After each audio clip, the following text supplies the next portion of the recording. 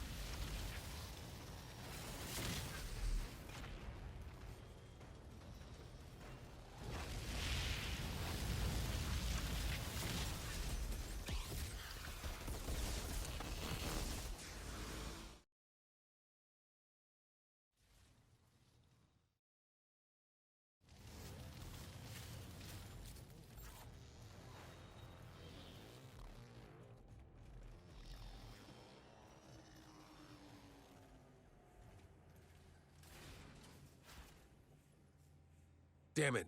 More of them.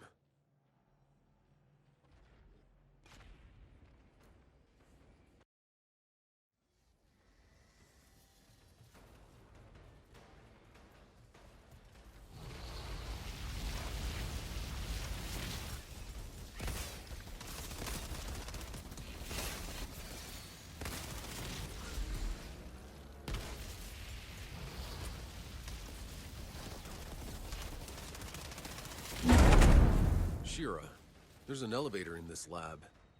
Yeah, that matches our blueprints for the plant. The elevator should lead to the heart of the facility. All I'm missing is some elevator music.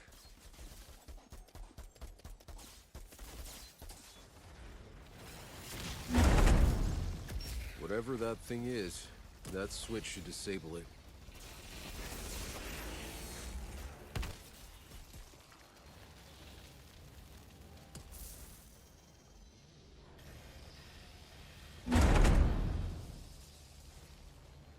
Whoa.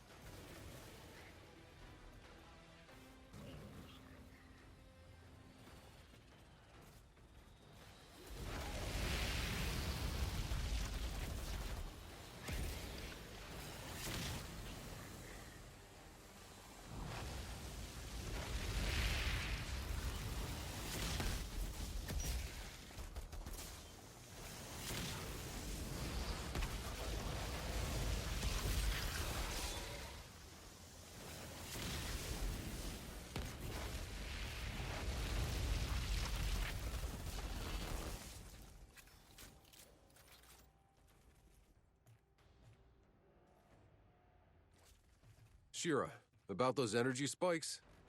The insurgents had a functioning power cell down here. What did you do with it? It's disabled. Alright, and now that we're back, let's go over the weapons. So I'm using the Charred Lance, which comes with Death Ray, and I was lucky enough to get the Mage's Rage, so crit shots increase AP, and then Death Renome, so whenever we have 2 skills up, we get Firepower bonus, whenever we have 2 skills on cooldown, it's Firepower bonus, otherwise it's Anomaly Power, and I'm running Death Renome in both my primary and secondary weapons. It's just mainly to try and constantly keep up that Anomaly Power, but I'm also running the Mythos, so it came with Omen, and I got Stigmatized in that APOC slot. Now, it didn't take me too much farming to get that, and then in the pistol, we're using Lumberjack, Essence Extractor, Fortress, Firestorm.